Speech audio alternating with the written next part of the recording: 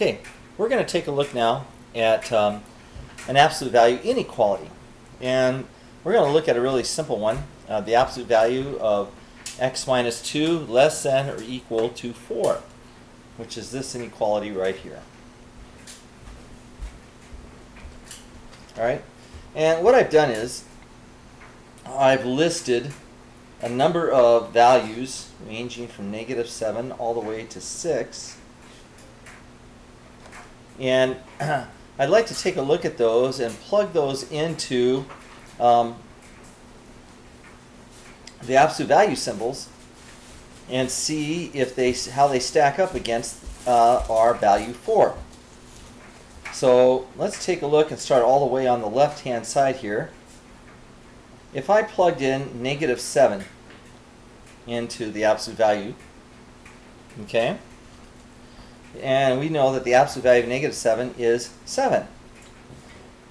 So we ask ourselves, is 7 less than or equal to 4? And the answer is no.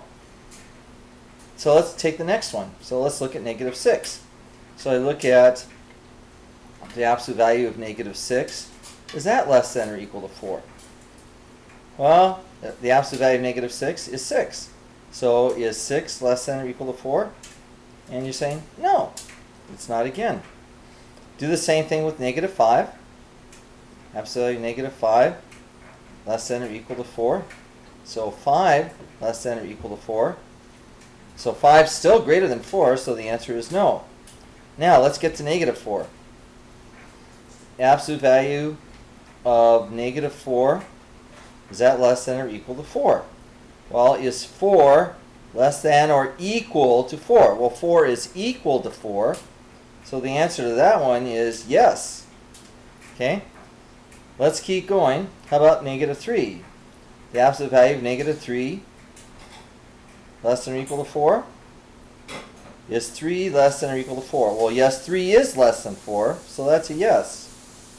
Okay, let's keep going with our questions and answers. Okay, how about -2? The absolute value of -2, is that less than or equal to 4? Well, is 2 less than or equal to 4? Yes. And we would continue this all the way till we got, let's take 1 for instance. Is the absolute value of 1 less than or equal to 4? Well, the absolute value of 1 is 1. Is 1 less than or equal to 4? Yes, it is. And the same thing could be said for 2 and 3. How about the absolute value of 4? Is that less than or equal to 4? Well, is 4 less than or equal to 4? Well, 4 is equal to 4, so that would be yes. Now, let's take the next one. How about the absolute value of 5? Is that less than or equal to 4? Well, 5, is that 5 less than or equal to 4? Well, no, 5 is greater than 4. So that would be no. So if we look at all the values that we have listed up here, to begin with, from -7 to 6, we would see that all the values from -4 all the way to 4 make the statement true. All the values to the left of -4 and to the right of 4 make the statement false. So we know then that in order for this inequality to be true, right here, that and let's write this down below here. So we know that in order for the absolute value of x minus 2 less than or equal to 4 to be true, that x minus 2 is going to have to be greater than or equal to -4, and x minus 2 will have to be less than or equal to 4. So it's going to be all the values between -4 and 4.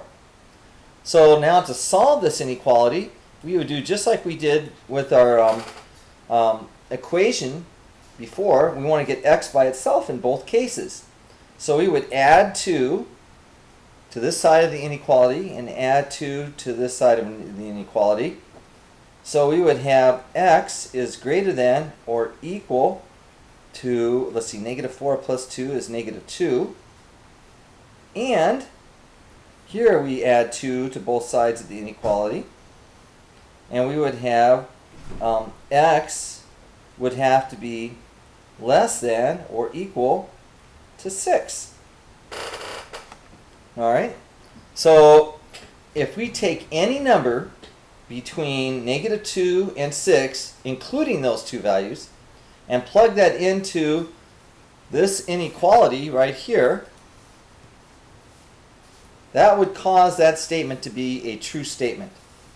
And the way we write this as what they call a conjunction. In other words, think of this, if we have all the values, let's do a number line here real quick. Let's do it in a different color. Let's take green. So if we do a number line,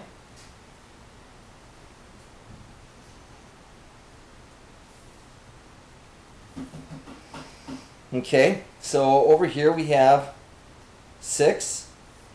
Over here we have negative 2. Alright? So all the values between negative 2 and 6, including those two values, are going to be the solutions to that inequality. In other words, we could take any one of those values, and it could be a fraction, it could be a decimal, we could have it in multiple forms. It doesn't have to be just whole numbers. Take any number between negative 2 and 6 inclusive and plug it into this inequality right here, and it will be a true statement. Okay? Now the way we write the solution is, here's x, which represents all the values, and we say that it is less than or equal to 6, greater than or equal to negative 2.